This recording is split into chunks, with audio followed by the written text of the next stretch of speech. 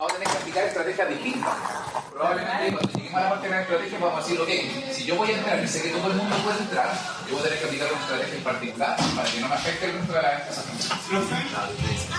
Una duda, ¿cómo una empresa grande, por ejemplo, que interceden con la empresa al grano, sienten como las empresas grandes, cómo ven a la empresa que se logra que al grano?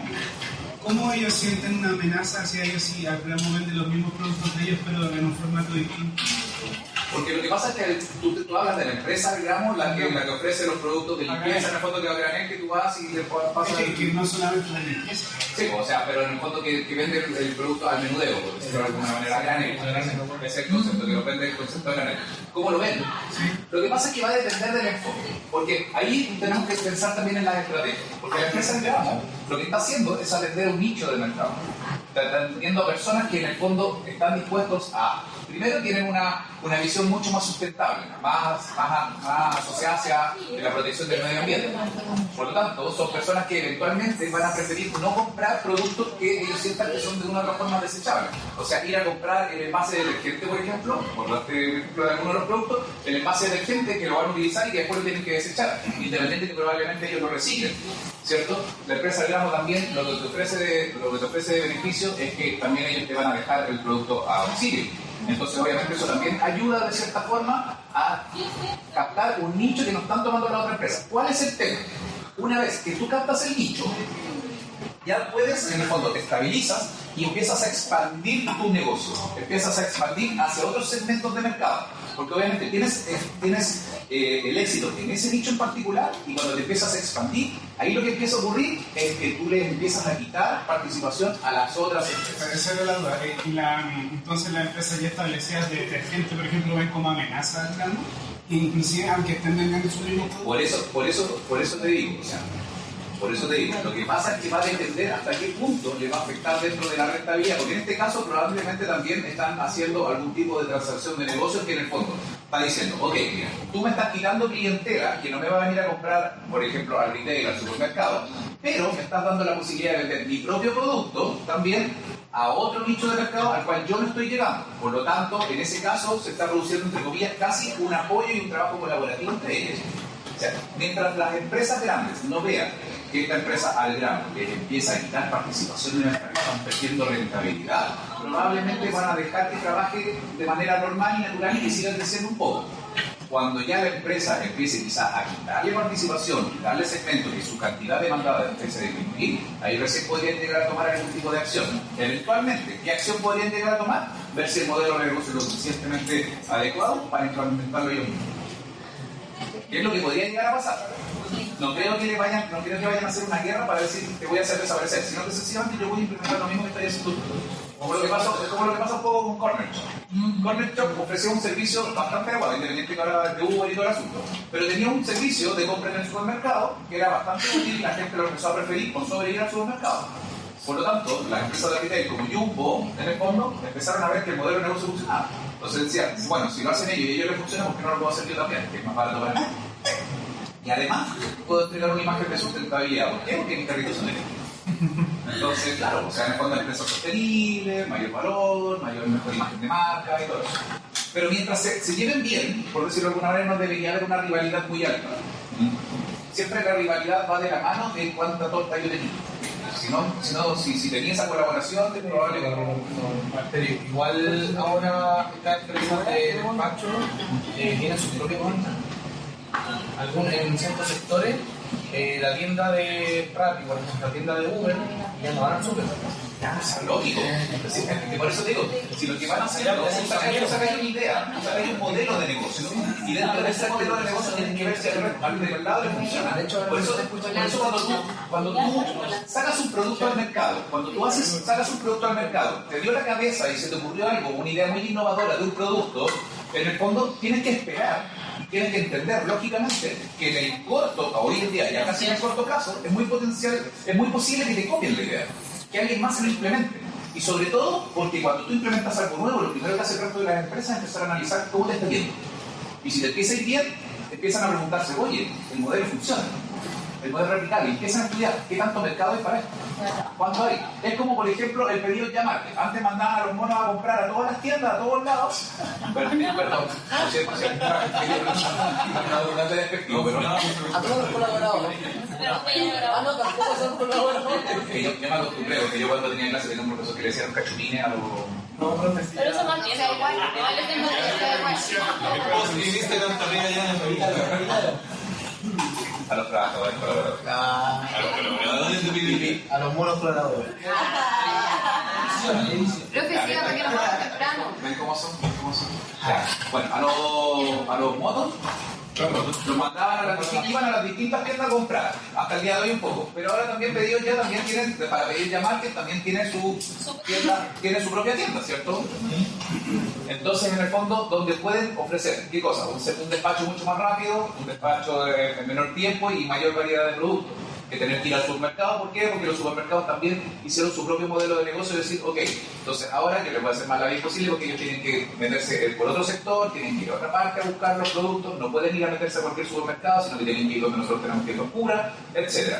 Entonces los modelos de negocio se van copiando y se van expandiendo en las distintas empresas. De eso se trata también, saber convivir. Ahora, ¿cuál es el problema? Tenemos que analizar el nivel de rivalidad que existe al momento en que alguien está haciendo algo que a mí me está afectando en el negocio. Entonces yo tengo que ser capaz de adaptarme. Y si dentro de la adaptación significa empezar a hacer algo parecido a lo que está haciendo el otro, obviamente es totalmente válido. Si al final estamos aquí en el mercado ahí, ¿cierto? Eso, no sé si me fui muy por la rama o... Volvamos. por las ramas. Volvamos. Ya, devuélvase y subamos por el bueno. Entonces la amenaza de nuevos competidores. Ok. El poder de negociación de los clientes. ¿Qué es lo que me interesa entender respecto a la industria? ¿Cuáles son los clientes de la industria? Porque no es lo mismo venderle al consumidor final, que va a comprar al menudeo en el fondo, que va a comprar a granel, por decirlo de alguna manera, que venderle a empresas y a corporaciones, ¿cierto? Un cliente corporativo. Es distinto, porque probablemente, no sé, yo soy una pyme y hago miel. No la miel Gibson, sino que otra. Hago miel y, por ejemplo, tengo una producción pequeña, no sé, 10.000 unidades, 10.000 kilos al año. Soy capaz de producir. Entonces yo feliz si puedo vender la mayor cantidad de esa miel, porque eso me va a significar crecimiento. Si yo la vendo al menudeo, eso quiere decir que llego en el fondo con mi carrito, voy a distintos negocios y me voy a vender, generalmente me van a comprar, no sé, 5, 10 kilitos, alguna cosa así, un minimarket, un poco más. Pero si el día de mañana llega tío Jumbo, don Jorge Foreman, y me dice, oye, mira, me gusta tu miel, es bien valorada, qué sé yo, encuentro que tiene buena calidad, puedo estar en los locales de nosotros. ¿Cuánto es lo que tú estás produciendo? Yo estoy produciendo 10.000 kilos al año. Ah, perfecto. ¿Y a cómo lo estás vendiendo? A 900 el kilo. Ah, perfecto. Me parece muy bien. Te voy a comprar 8.000. Ah, qué bien. Y uno empieza a decir, no pesos al tiro. Qué bien. Sí, pero te lo voy a comprar a 300. Pero ¿cómo me va a comprar a 300? En el fondo, estoy comprando prácticamente el 80% de tu producción. Pero estoy comprando al tiro. En el fondo. Entonces, claro, ahí el emprendedor, ¿qué es lo que piensa? Y se ve en el fondo el flujo de caja. Una consulta, en ese caso, la diferencia de su producción tiene que tener el mismo precio o no? ¿Ajustar al precio que...? No, lo que queda, o sea, lo que le vendiste a Jumbo se lo vendiste a Jumbo, es como venderle al por mayor. Y el resto del menudeo lo seguís vendiendo tú. A tu precio. Sí. A salvo que tú tengas un trato de esos 1.000, los negocios con otro cliente corporativo. Pero a lo que voy yo, entendiendo, me están comprando el 80% de mi producción, activo. Obviamente yo tengo que analizo el flujo de entrada. Porque ese flujo de entrada, si aún es conveniente al precio de 300, que todavía está por sobre el costo, y yo tengo una rentabilidad, que por último que el margen sea muy poquitito, ¿qué va a significar? Que yo voy a tener un flujo inmediato que me va a permitir realizar inversión. Y probablemente yo me voy a poner a pensar en decir, ok, con ese flujo yo puedo hacer inversión para poder aumentar mi producción. Me compro más panales, no sé, abrir un terreno en otra parte para poner más panalitos, en el fondo de poder hacer mayor inversión, compro maquinaria más nueva para poder producir más. En el fondo, puedo hacer distintas cosas. Va a contratar más abejas. Puede ser también, siempre y cuando a cada uno le pague imposición.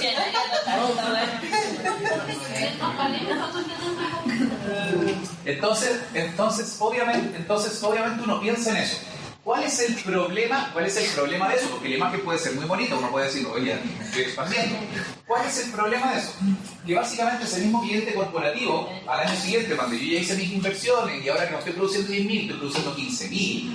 Entonces, en el fondo, viene el momento de hacer la nueva negociación, hacer una nueva negociación y vamos a decir, ok, mire señor Forman, ahora yo no estoy produciendo 10.000, ahora estoy produciendo 15.000, por lo tanto le puedo vender más.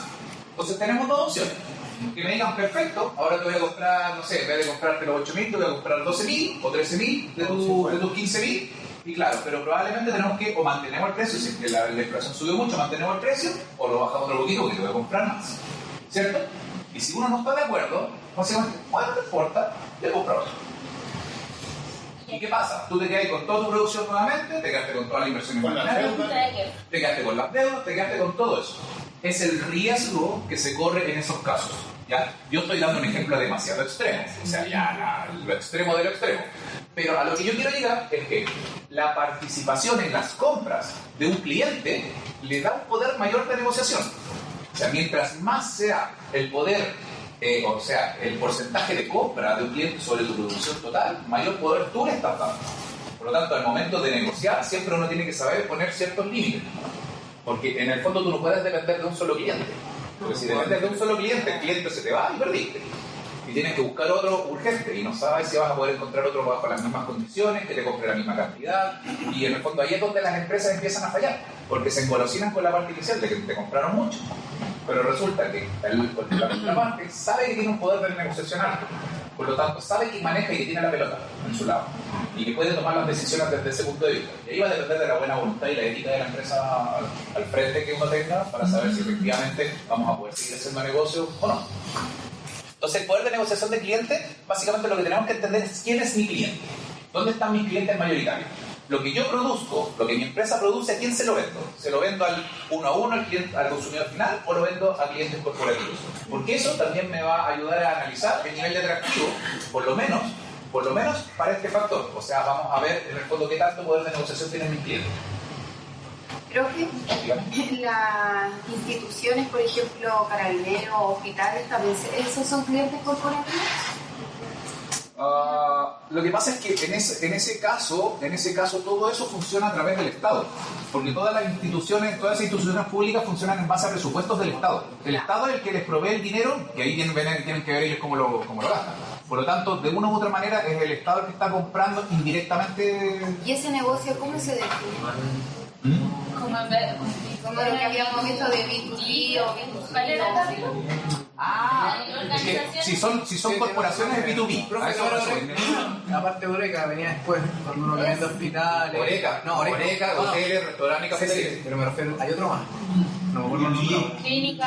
¿B2G o no? Sí, era B2G. Sí, algo así. B2B contra el gobierno. Era para confirmar. Business to government. Ya no sé.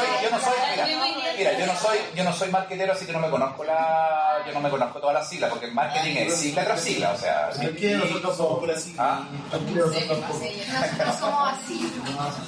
Sí. Pero sí, el marketing se usa mucho el B2C, B2B, todas las cuestiones. El B2G yo no. Entonces, no estaría dentro de lo de. Pero sí, a ver, si lo llevamos al concepto de lo que estamos hablando, son clientes que van a comprar grandes cantidades. Pero funciona de vuelta. Por eso es lo mismo. O sea, a lo que yo voy, independiente si es B2B, B2G, B2, como se llame, en el fondo institución pública, institución privada, cuando estamos hablando de clientes que tienen un nivel de compra alto respecto de mi producción, como por ejemplo podría ser una institución como Carabineros u otra, en el fondo vamos a tener un poder de negociación más alto. Porque ¿cuál es el elemento de medida? Es cuánto produzco yo versus cómo se reparte lo que yo produzco entre mis clientes.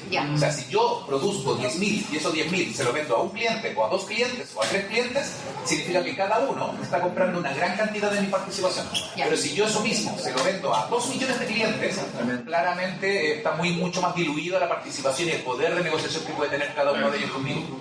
A eso voy. Entonces, independiente de quién sea el comprador, si compra en grandes cantidades de mi producción, obviamente me va a afectar y va a tener un mayor poder de negociación.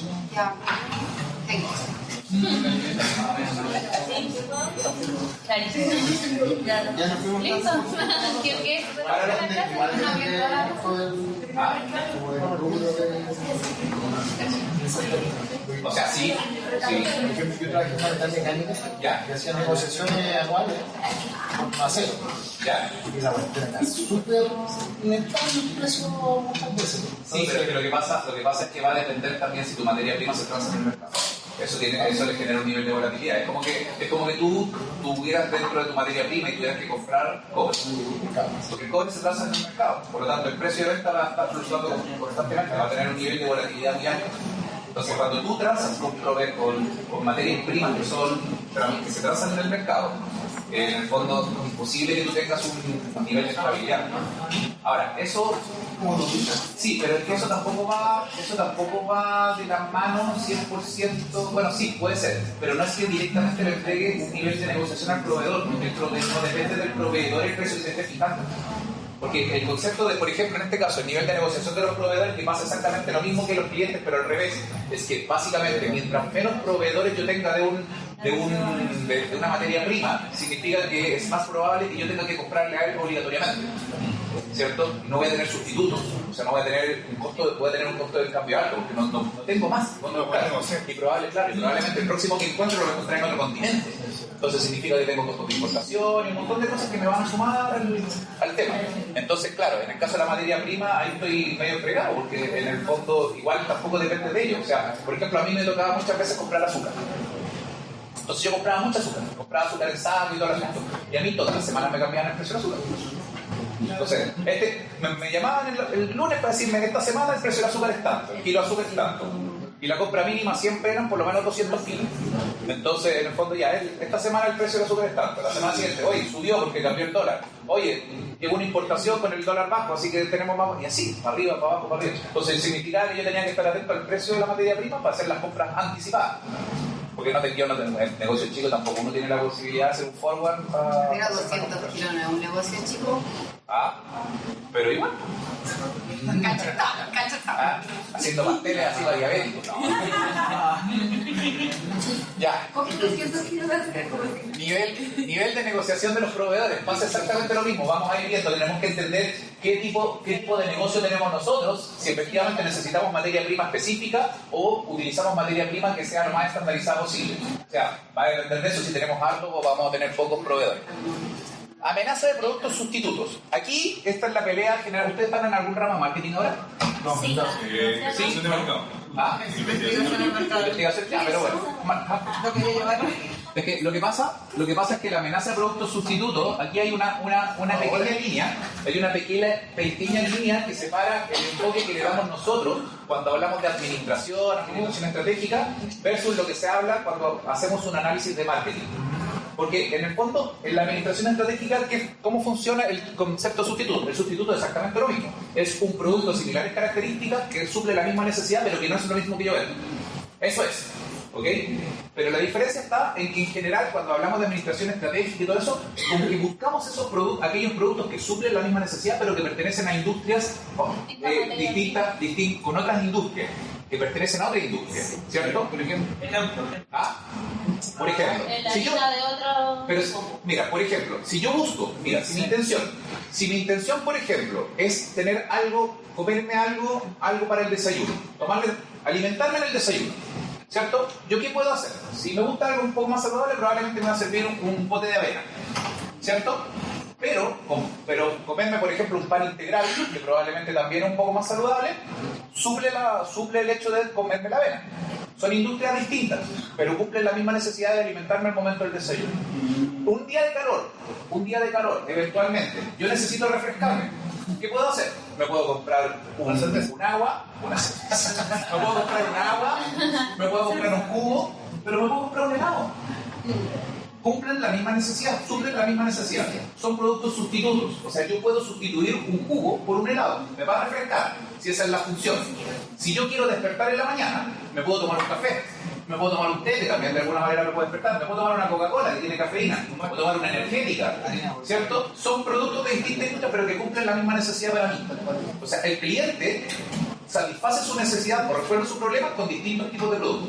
Profe, entonces, ¿se hace la diferencia en la materia prima o depende de la mirada de cada uno? ¿A qué te refieres como en la materia? Porque el año pasado tuvimos también esa discusión que era, podría ser, no sé, pan de molde y pan a granel. Y eso ya era un sustituto. Pero después no, porque estaban hechos de lo mismo. Ahora, si me decían una galleta de salvado con un pan, ahí sí aplicaba algunos sustitutos. Por eso, el enfoque que le damos acá, por lo menos que le doy yo un poco acá en el curso, es cuando tú te vas con productos que probablemente pertenecen a industria distinta, como lo que dices tú, el pan de salvado versus una galleta. Ya. ¿Cierto? Pan versus galleta, independiente que los dos pueden tener algo de ingredientes similares. ¿Cierto? Pero no el principal. Pero bueno, pero es independiente, pero por eso te digo. Entonces, ¿qué es lo que pasa? Muchas veces en marketing se hace la distinción. Por ejemplo, que en el rubro de la misma industria automotriz, dos empresas que vendan repuesto, uno vende el original y el otro vende el alternativo. Es básicamente el mismo repuesto, pero cambia, como dices tú, la materia prima, o sea, cómo se fabricó. Están dentro de la misma industria, pero en marketing a veces se entiende el sustituto como también el producto que ofrece la competencia con características similares pero distintas al mío. En este caso yo lo produje con el plástico de alta calidad, que en el fondo que es el fabricante original, y el otro probablemente con un plástico de menor calidad, con otra manufactura y todo el tema. Pero si tú los miráis, claro, pero si tú los miráis son iguales. Si tú los miráis son iguales y si tú lo usáis calzan igual. O sea, el repuesto automotriz funciona igual. Pero claro, este lo vende, no sé, con la marca original el concesionario Kia y este lo vende en el 10 de julio. ¿Me entiendes? Entonces se hace esa distinción en algunos casos en marketing versus productos competidores de la misma industria con productos que son el mismo producto pero con características de materia prima, como dices tú, en el fondo de fabricación distinta. En el caso yo me enfoco un poquitito más para que se aprecie un poco más el concepto de industria que sean distintas. O sea, en el fondo como el ejemplo del café versus la Coca-Cola. Los dos tienen cafeína, los dos me sirven para pero suplen la misma necesidad pero vienen de distintas industrias. Ya, poder de negociación de los precios. ¿Ah? Pues ya lo dije, poder de negociación. Ah, ¿cuál fue? Sí, pues. Vamos apurando si se quieren temprano. Hoy sí estoy haciendo el primer repaso. Sí. Después me voy a meter a fondo.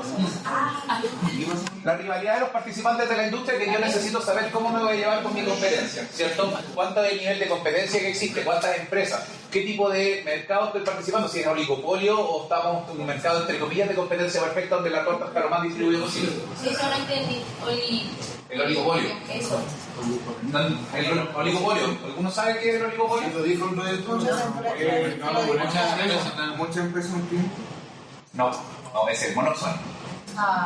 ¿Puro cliente? Bueno, lo dije. El oligopolio básicamente, cuando yo tengo repartido la participación total de mercado en muy pocas empresas. O sea, en el fondo tengo 3 empresas que son muy grandes, que es lo que pasa casi en toda la industria de nosotros. O sea, nos metemos en telecomunicaciones, tenemos Movistar, claro. Y después viene WOM, y después vienen todas las marcas estas que todavía siguen existiendo. No sé si todavía existe el Colo-Colo, ¿Cómo es la definición? que tiene una participación más chiquita. ¿Cómo es la definición? ¿Cómo? El oligopolio es cuando pocas empresas se reparten la mayoría de la participación de mercado. Es un monopolio de 3. Es un monopolio de 3.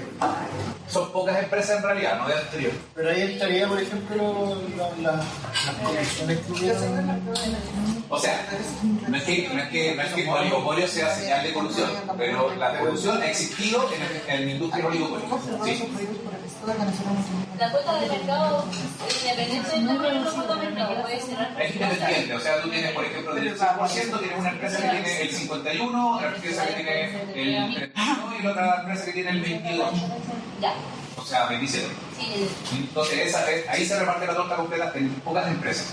Pero si tenemos una industria donde hay muchas empresas, ahí ya se genera un mercado un poquitito.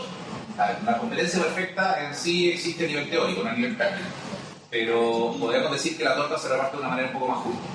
Si uno mira participaciones de mercado en términos generales de varias industrias, nos vamos a dar cuenta que tenemos 3 grandes y el resto un montón de cositas chiquititas que tienen entre el 1 y el 2% de participación, que son, en el fondo son empresas más pequeñas, las pymes y todo el tema, que son empresas que finalmente tienen que aplicar estrategias de nicho si quieren seguir participando. Después cuando veamos la estrategia y nos vamos a meter en lo que es la estrategia de nicho para poder decir, en el fondo, para poder convivir en un mercado oligopolio. Bien.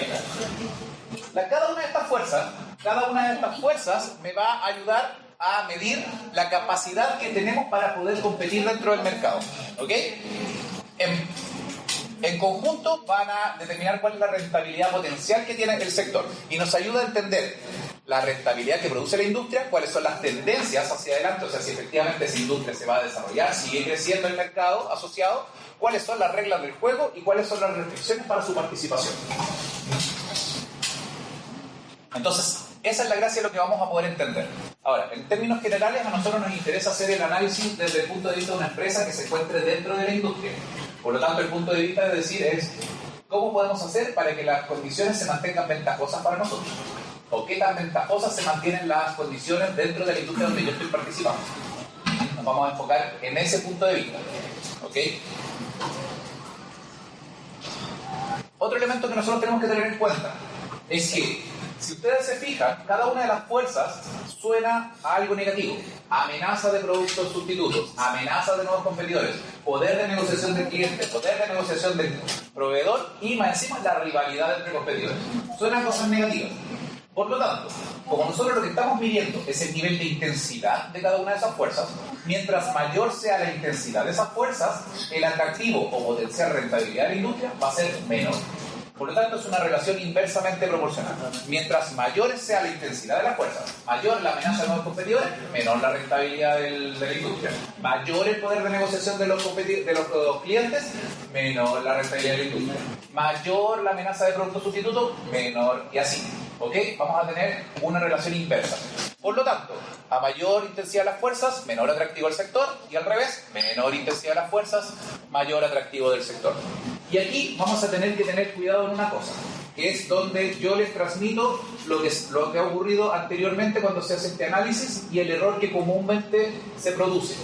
Hay un elemento que produce una, entre comillas, llamémosle excepción a la regla, y que tiene que ver con la amenaza de nuevos competidores. ¿Ok?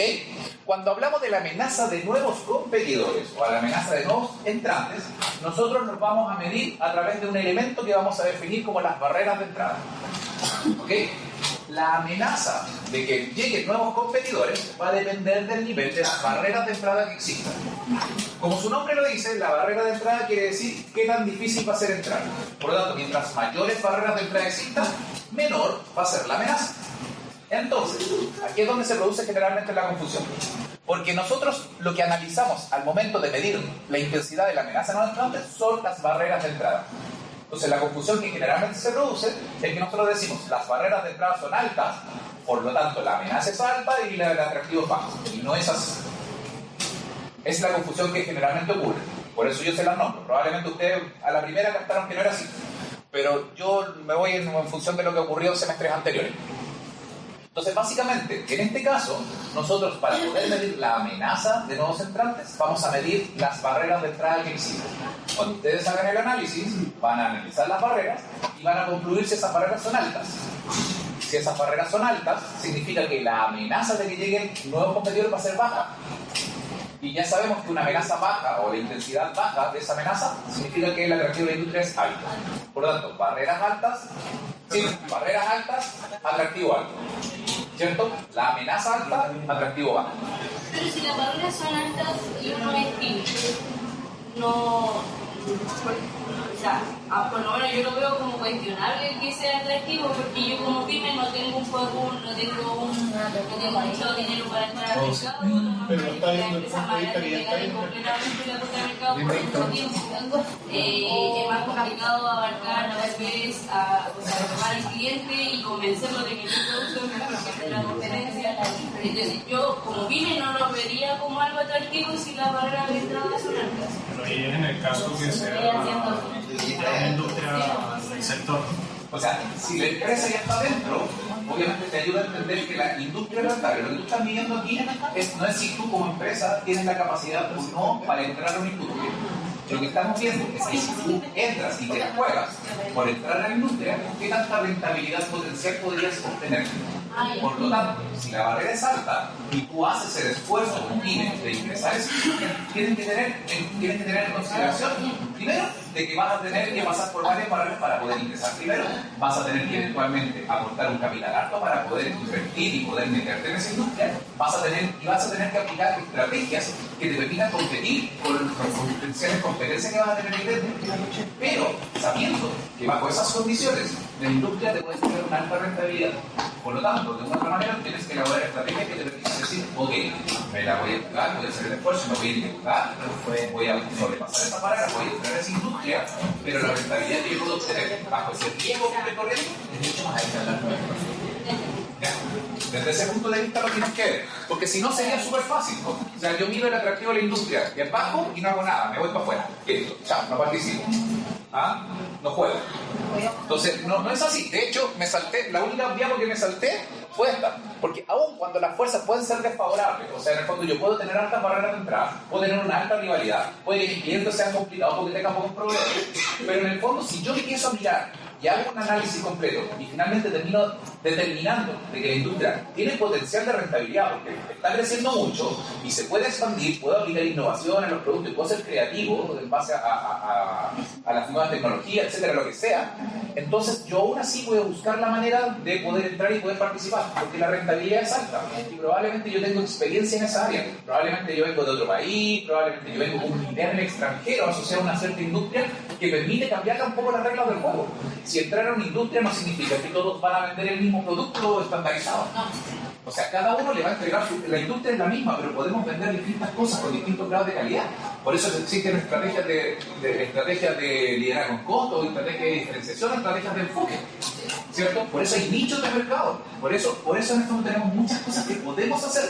Porque en el fondo no se trata de decir esto es bueno o malo. Aquí hay muchas tonalidades de grises. No sé si entendí bien, pero lo que quiere decir es que si las barreras son altas, y a pesar de eso yo la sobrepaso, ya estando adentro, como la barrera anteriormente fue alta, es competitivo porque va a ser difícil que otros entren. Exactamente. Tú lo haces en función, ese riesgo lo haces en función de tener una rentabilidad mayor. Es como cuando tú inviertes tu dinero. O sea, si tú lo inviertes en renta variable, esperas una rentabilidad mayor, porque la volatilidad es más alta, el riesgo es más alto. Si tú lo inviertes en un depósito a plazo, vas a tener una rentabilidad menor, pero el riesgo que estés corriendo es muy bajo. Aquí pasa exactamente lo mismo. Profe, dos cositas. Apúrese. ¿Hasta bueno tiempo ya? No. Profe, apúrese. Mira, primero, claro, a veces se confunde un poco cuando hacen análisis Porter, pero hay que tener en consideración muy importante de que uno no tiene que analizarlo nunca desde la perspectiva de la empresa. Exacto. Siempre es como una industria, que no tiene nada que ver con las decisiones que nosotros tomamos posteriormente con la empresa. Exacto. Es una cosa, y lo otro, usted desarrolla el Porter con ponderaciones, con notas, con... En términos generales, sí, hay una matriz de ponderación. ¿Usted lo recomienda eso? Porque hay personas que lo desarrollan como desarrollándolo. Cualitativo. Sí, es que lo que pasa es que el Porter se ajusta mucho más a hacerlo de manera cuantitativa. Porque el Porter, lo que tú vas a hacer es ver los distintos elementos. Por ejemplo, acá, barrera de entrada, existencia de economía de escala. Tú vas a hacer el análisis. ¿La economía de escala existe o no existe? ¿En qué grado existe? Entonces la vas a ir ponderando. Y eso te va a dar resultados respecto de la intensidad de las distintas fuerzas. Que es distinto que hacer eso, la otra parte cualitativa te va a dar la experiencia. Va a decir, no, sí, mira, aquí existe una barrera de entrada, pero las barreras de entrada no son tan altas, por lo tanto término medio, lo vas a ir a hacer todo de manera cualitativa. Cuando uno lo empieza a hacer en un principio, siempre es preferible hacerlo de manera cuantitativa. De hecho, yo les voy a pasar una matriz para hacer el análisis de Porter. ¿Ya? Que es distinto al PESTA, porque el PESTA son preguntas. O sea, tú desarrollas preguntas y ahí es más cualitativo. Pero el Porter es un poco más cuantitativo. De hecho, generalmente son varios modelos de matrices de Porter que son adaptables. Pero en términos generales todo lo mismo. Tú pones la variable, que en este caso cuál es la barrera, pones las distintas variables para cada una de las fuerzas y las ponderas cada una. Y finalmente eso te entrega un resultado respecto de la intensidad. Y después nos da el porcentaje que cada... Sí, puede ser por porcentaje o puede ser por conclusión lógica, es decir, en el fondo las fuerzas son todas medias, media altas, por lo tanto el atractivo de la industria es medio bajo. No lo puedes hacer de esa manera, no necesariamente una matriz de consideración completa, porque si no ya termináis haciendo una matriz media, en el fondo de factores externos. Perdón, la MEFI interna. ¿Cierto? Y es parecido. Es parecido, pero no es lo mismo. Y generalmente los cursos acá no se utilizan esa metodología. Bueno, he escuchado hablar de la DEFI. La matriz MEFE y MEF, que son matriz en el fondo factores externos y factores internos. Es como casi lo mismo que hacer un análisis para un FODA y el análisis para este son similares. Pero esos trabajan en base a ponderación. Esos trabajan directamente en base a colocar una nota y una ponderación del factor que tú estás analizando. Y eso te va a dar una nota fija. En base a esa ponderación y un punto. Pero el reporte generalmente es cuantitativo de decir un número y eso te da un resultado final. Mira, ahí vas a ver después la materia cómo se llama. Ya. Entonces, tenemos las barreras. ¿Cuáles son las más clásicas dentro de las barreras de entrada? En el apunte ustedes van a poder ver el pool completo de cómo funciona. Pero la existencia de economías de escala, la diferenciación del producto, el requerimiento de capital, el costo del cambio, existencia de regulaciones, crecimiento de la industria. Aquí en el único que yo siempre generalmente hago una pausa porque no todo el mundo tiene claro qué consiste la economía de escala. ¿Saben ustedes qué consiste la economía de escala? Más o menos. Más o menos. A ver, definen ese más o menos. Que producimos en grandes cantidades. Claro, y también producir en menor cantidad es tener más inversiones. Infraestructura. Entre otras cosas. Entonces es difícil llegar a competir con una empresa que está fabricando hacia muchas cantidades. El concepto de economía de escala tiene que ver con la capacidad productiva. ¿Qué es lo único que busca la economía de escala? Bajar el costo de producción unitario de algo. ¿Cómo se puede bajar el costo de producción unitario? Haciendo buenas negociaciones en las compras de materia prima. ¿Eso qué quiere decir? Que yo tengo que tener la capacidad de hacer grandes compras de materia prima para poder negociar con los proveedores mejores precios. Por lo tanto, bajar el costo de la materia prima. Y por otro lado, tengo que tener la infraestructura suficiente, tanto para almacenar esa materia prima que voy a utilizar, ojalá en el corto plazo, y poder realizar un proceso de fabricación que me permita utilizar el mismo tiempo, las mismas horas hombre, los mismos costos fijos que yo utilizaba antes para fabricar menos, para fabricar mucho más. Porque en el fondo yo, por ejemplo, una industria, o sea, por ejemplo, no sé, una planta de producción, yo voy a tener un costo fijo, que es el arriendo, que es la luz que voy a estar gastando. Pero a veces se hace una compra de economía de escala con entregas parciales. En el caso de Soprole compramos azúcar a Argentina y llegaba 2 veces al mes, llegaban camiones enteros, pero con el mismo precio. Entonces va a la bodega de llenar, la bodega de Soprole con azúcar. Y yo viene entregando media la producción. Pero por supuesto, lo que pasa es que a lo que me refiero yo con la capacidad de poder hacer grandes compras de materia prima no implica que tú tengas que hacer una sola compra en una vez y meter toda esa materia prima en un tremendo barco. No. O sea, tú obviamente haces la producción, haces los pedidos, vas haciendo en el fondo en la medida que tú vas produciendo. Pero a lo que voy yo es que tú tienes la capacidad de negociación de poder hacer compras grandes. Si eventualmente puedes hacer compras a futuro también. Si tú podías hacer un forward de materia prima. Entonces puedes comprar materia prima a futuro. Entonces, en el fondo, y que la vas recibiendo parcializada. Pero lo que tú tienes que hacer es tener la capacidad y los recursos financieros para hacer esa compra. O sea, tú tienes que poder asegurar esa compra y la producción necesaria para eso. Yo no saco nada con comprar 3, 4, 5 toneladas de azúcar que me van a costar 1/10 de lo que me cuesta el kilo de azúcar en el supermercado si no tengo la capacidad productiva para poder usarla. No voy a ahorrar el precio de la materia prima, pero después me lo voy a tener que intubar en un galpón. ¿Cierto? Entonces tiene que ser en el fondo, tiene que tener la capacidad productiva. Entonces van de la mano la capacidad y los recursos financieros para poder hacer grandes compras de materia prima, pero además la capacidad de infraestructura para poder producir en grandes cantidades y utilizar esa materia prima. Y eso lo que te va a conseguir es que tú vas a poder bajar el costo de producción unitario, ¿cierto? Y eso es aplicar la economía de escala. Entonces, ¿qué pasa? Lo que nosotros entendemos inmediatamente es que para poder aplicar economía de escala necesitamos muchos recursos. Necesitamos ser una empresa relativamente con capacidad de crecimiento grande. O sea, tenemos que ser capaces de meter un galpón de producción tremendo para poder aplicar economía de escala y que valga la pena.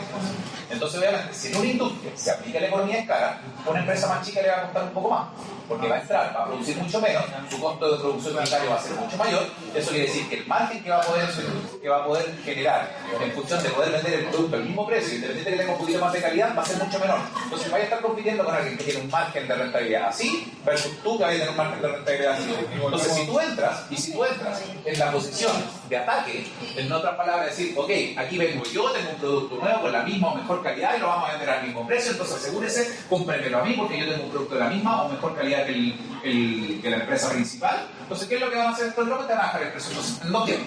Te bajan el precio y te matan la. Y hasta ahí vamos viendo cuánto tú eres capaz de resistir. Y volvemos nuevamente. Entonces, básicamente, en otras palabras, cuando tú querías entrar a atacar a una industria donde están las empresas grandes, tú no puedes entrar directamente a competir con ellos, tú tienes que entrar a atacar un nicho. Y el nicho, por definición, es atacar el segmento de mercado que las empresas grandes están descuidando. Lo vamos a ver después cuando vamos a la estrategia, pero eso. Guardia de negociación de los proveedores. Definición ya se las dije, por lo tanto, ¿cuáles son los factores en los que hay que tener cuidado o los que hay que considerar? Productos o servicios escasos, o sea, si efectivamente los proveedores es un producto que cuesta conseguir. Productos diferenciados, la calidad de la materia prima que yo compro. Si la calidad de la materia prima para mi producto tiene que ser mucho más alta, es muy probable que haya menos proveedores. Productos o servicios indispensables para la producción. O sea, estamos hablando aquí, no sé, cosas como por ejemplo el agua, la luz. O sea, aquí sabemos que básicamente el agua y la luz son mercados semi-monopólicos. Porque en el fondo son parte de una situación que se llama el monopolio natural, porque son monopolios porque no tenía otra opción. Porque en el fondo imagínense el nivel de inversión que sería tener dos empresas sanitarias en el mismo sector, en una misma comuna. O sea, doble instalación de todo. O sea, eso, los costos son inmanejables. Entonces, obviamente, por sector hay una sola empresa disponible. Entonces, claro, productos o servicios indispensables para la producción textil. O sea, el agua y la luz tenéis que pagar lo que te digan. Por eso que están tan regulados. Disponibilidad de sustitutos. O sea, en el fondo, si yo tengo la posibilidad de encontrar un sustituto para la materia prima que utilizo, es más fácil que en el fondo yo pueda negociar. Yo me puedo cambiar. Pero si no puedo encontrar sustitutos o un elemento de materia prima que cumpla la misma función que yo utilizaba en el original, el mismo concepto de sustituto, básicamente voy a tener un mayor poder de negociación de los proveedores. Cantidad de proveedores para un producto o servicio, también puede ser un producto muy estándar, o sea, una materia prima muy estandarizada, pero si hay pocos proveedores, también van a tener mayor poder de negociación. Y posibilidad de integración hacia adelante o hacia atrás. Eso en términos generales es la integración vertical, pero ¿ustedes tienen la noción de lo que es la integración hacia adelante o hacia atrás? Lo que significa, lo que conlleva eso. No sé, ¿cuál es que el proveedor se convierta en... Depende de dónde estáis parados. Depende de dónde estáis parados. O sea, en este caso yo soy el cliente y estoy analizando a mi proveedor. O sea, la integración hacia adelante significa que el proveedor se transforma en competencia. O sea, ve tan rentable el negocio que deciden ponerse a hacer también el producto final. Entonces se transforma en competencia. Eso es integración hacia adelante. La integración hacia atrás sería yo como cliente que tuviera la posibilidad de decir, ok, yo hago el producto final, no sé, con cacao, pero es re fácil comprar cacao, pedir cacao en otras partes o yo mismo armarme con algo para poder conseguir el cacao de otra manera, que no sea a través de mis proveedores. Entonces yo me encargo de autoproveerme, de autoabastecerme. Entonces me hago una integración hacia atrás. Ok, poder de negociación de los clientes. Aquí, ¿qué es lo que influye? El costo del cambio del producto. Independiente que yo ya tengo una noción en función de decir si yo le vendo al consumidor final o le vendo a clientes corporativos. Pero el costo del cambio también influye. Independiente que yo le compre al consumidor final, significa que si eventualmente todos los consumidores finales de a poco empiezan a comprar el producto de la competencia, porque probablemente es más barato o porque probablemente cambiarse no cuesta nada y el otro está haciendo una campaña de mejor calidad, obviamente significa que van a tener mayor poder de negociación, que no significa que me van a venir a negociar el precio, pero significa que yo voy a tener que hacer mayores esfuerzos para conseguir que me vuelvan a comprar. Disponibilidad de sustitutos, el mismo tema, o sea, en el fondo, si el cliente puede cambiar mi producto por otro de similares características, probablemente de otra industria, también significa que yo voy a tener que hacer más esfuerzos para poder conseguir que él vuelva a comprar. Nivel de demanda del comprador. Aquí venimos con el ejemplo que les di yo del tío Jumbo. O sea, ¿cuál es la demanda que tiene el comprador respecto de mi producción total? O sea, si el comprador, el cliente, me compra la mayor parte de mi producción, obviamente él tiene mayor poder de negociación. Y ahí puede entrar a negociar los precios, entrar a negociar las condiciones y muchas cosas más. Pero eso es siempre y cuando me compra una gran cantidad de mi producción. O sea, ¿cuánto es lo que me está demandando? Nivel de información que maneja el comprador. También, esto depende. Por ejemplo, si en el fondo yo voy, no sé, a 10 de julio a comprar un repuesto, me van a decir, oye, usted necesita tal repuesto, qué sé yo, y esto tiene una calidad muy alta, y en el fondo yo se lo voy a vender a tal precio. Pero si uno está informado, por ejemplo, el típico, no sé, cuando vayas a comprar el foco y dices, ya, pero este tipo de plásticos de esos que tú lo ponías al sol y se ponen amarillo al tiro. Si tienes mayor capacidad técnica de entender qué es lo que tú estás comprando, obviamente significa que es más difícil para la empresa venderle a ese cliente, porque obviamente va a tener mayores requerimientos técnicos. Sobre todo si estamos hablando de repuestos, de maquinaria, de optimización. Porque eventualmente yo te puedo decir, mira, con esta maquinaria tú vas a aumentar al doble tu producción y decirle eso. Pero si la persona sabe, pero es capaz de cuál es el consumo que tiene, efectivamente cuántos son el nivel de producción por hora, cuánto es el máximo establecido, cuál es la capacidad instalada que tiene esa maquinaria versus la capacidad real que puede producir, etc. Te empieza a ver todas las capacidades técnicas de todo lo que tú quieres comprar. Por lo tanto, mientras más informado, más difícil vas a tener para poder venderle ese cliente. Entonces tienes que tener cuidado con eso y obviamente la estrategia para trabajar con esos clientes es distinta. Posibilidad de integrarse hacia atrás del comprador, también por el mismo cuerpo. O sea, el comprador define, esto ya es para cuando nosotros estamos hablando de productos ya intermedios. O sea, en el fondo nosotros somos los vendedores de la materia prima. O sea, en el fondo nosotros somos la empresa que vendemos la materia prima y el cliente es el fabricante final.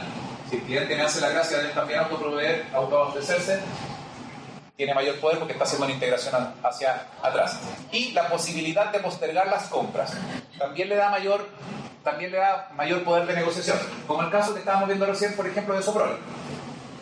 O sea, si en un momento determinado, por cualquier cosa, por pandemia, lo que sea, en el fondo nosotros hacemos compras grandes, pero en un momento nosotros detenemos esas compras porque decimos, mira, nosotros con lo que tenemos vamos a funcionar, estamos bien, nos vamos a autoabastecer, vamos a controlar el nivel de producción que nosotros vamos a tener durante un periodo, entonces vamos a suspender las compras por un cierto periodo. Eso también afecta a una empresa, porque las empresas generalmente necesitan flujos recursivos, o sea, necesitan constantemente tener flujo. Entonces, si tú de la nada tienes un cliente que te compra, no sé, 2, 3, 4 millones al mes, y de repente te dice, no, mira, sabes que por 6 meses no te voy a comprar, o sea, son 6 millones que no vas a dejar de recibir por 6 meses, o sea, son 3 meses. O sea, no deja de ser un poco. ¿Sí?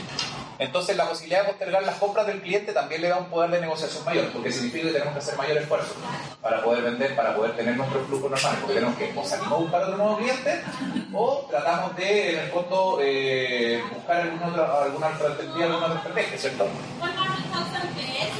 Amenaza de productos sustitutos. ¿Qué tanto sustituto disponible hay? Mientras más sustitutos, por supuesto, más difícil en el fondo la venta del producto. Nivel de atractivo del sustituto para el comprador. Peor sería que el sustituto fuese mejor que el producto original que estamos vendiendo nosotros. El costo del cambio. Que el sustituto sea más barato o el mismo precio con mayor calidad con respecto a lo que nosotros vendemos. Y el crecimiento del nivel de venta de productos sustitutos. Eso también en el fondo es un tema también que en el fondo es importante. ¿Qué pasa, por ejemplo? Uno de los ejemplos buenos que de repente salía típico es con respecto al consumo de proteína. Las personas que están acostumbradas a comer carne, ¿cierto? Cuando hay recursos, las personas generalmente compran carne vacuna. Cuando empiezan a bajar los recursos, empieza a migrar lentamente hacia la carne de cerdo y la carne de pollo. Que ambos son proteínas, son sustitutos, ¿cierto? Son productos sustitutos. Por lo tanto, el crecimiento del nivel de venta de los productos sustitutos del que puede depender también de la situación económica, por ejemplo, del país.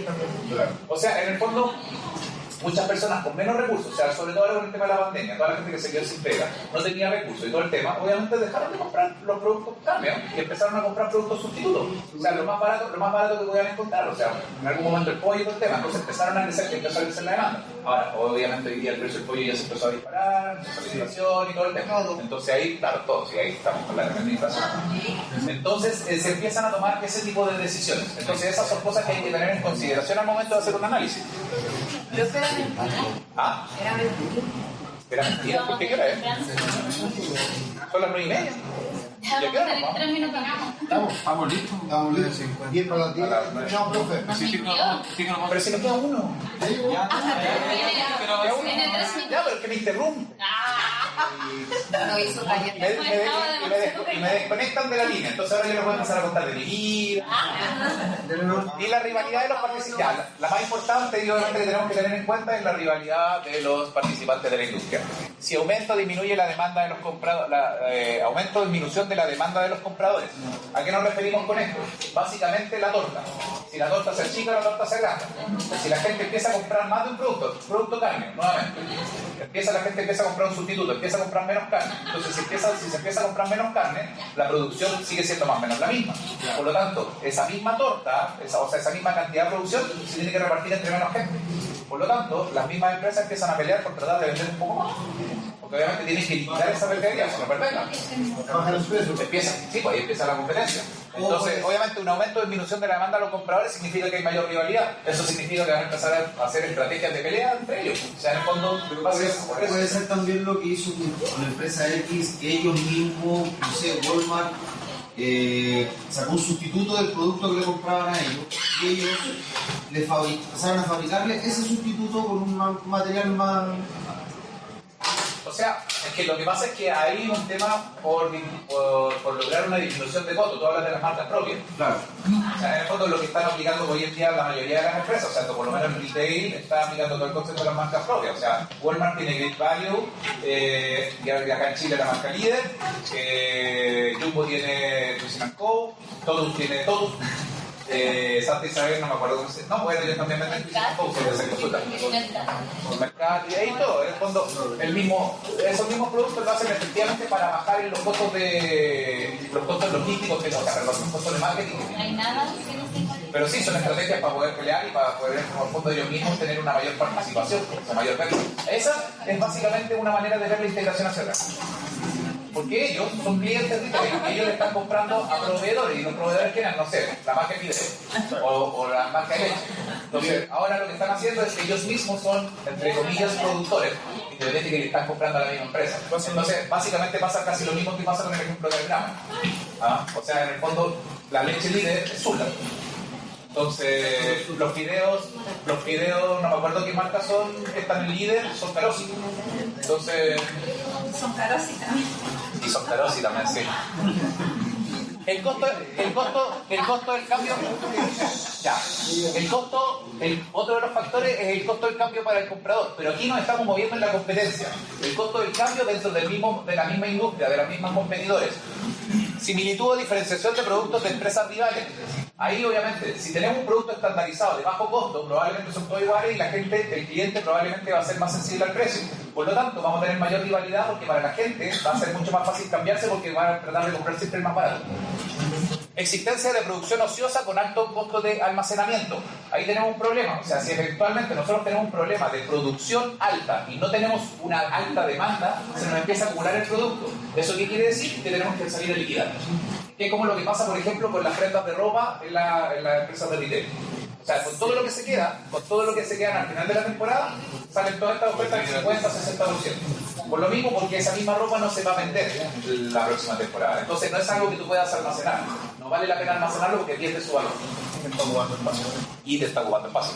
Y cantidad de competidores. Mientras más competidores haya, más se reparte la torta. Mientras menos competidores haya, en teoría se puede entender que hay menor rivalidad. Y aquí es donde lamentablemente a veces se produce el efecto de la colusión, porque en el fondo, mira, nosotros tenemos entre los tres, estamos sumando el 85% de participación de mercado. Entonces, ¿para qué vamos a estar peleando entre nosotros? ¿Cuánto estáis vendiendo tú a tanto? Ya, entonces vendamos al mismo. Como tenemos el 85% del mercado, la mayoría de las personas compran la tuya y la mía. Entonces, para que no tengan que elegir por precio, tenemos todo el mismo precio. Hay un caso súper bueno de Kellogg, que yo creo que se lo voy a pasar como actividad en algún momento, donde ocurrió ese concepto del alza de precio, porque en el fondo yo soy el que la lleva, pero que después le cubo un montón. Existencia, cantidad de competidores y costo del cambio de salida para la empresa. O costo del cambio o de salida para la empresa. O sea, ¿qué tanto cuesta salirse para una empresa? Va a haber mayor rivalidad si el costo de salida es mucho más alto. Porque obviamente la empresa está obligada a quedarse dentro del industria. Por lo tanto, en el fondo, independiente que no quiera quedarse, tiene que salir a competir, tiene que salir a pelear y tiene que mantenerse ahí. Entonces, significa que para que se pueda mantener y siga siendo rentable, tiene que quitarle participación a su competencia. Entonces, siempre todo lo que tiene que ver con rivalidad tiene que ver con qué estrategias y qué acciones hacen las distintas empresas de una industria para tratar de ganar el mayor pedazo de la torta.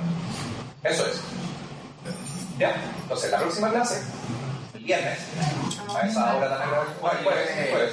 Perdón, profe. ¿En esta sala puede ser? ¿En esta sala puede ser? Sí, profe. O sea, si esta es... Mira, voy a tratar de ver si podemos cambiar la sala del juego, porque yo entiendo que esa sala es... Es una pequeña.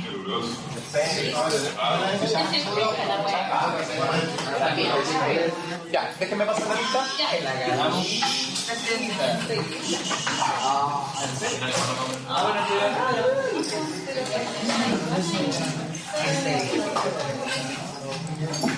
Oye, A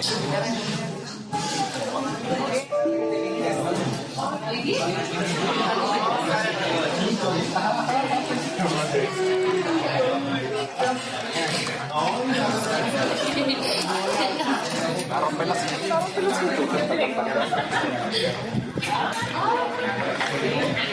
Vamos a la segura que se ha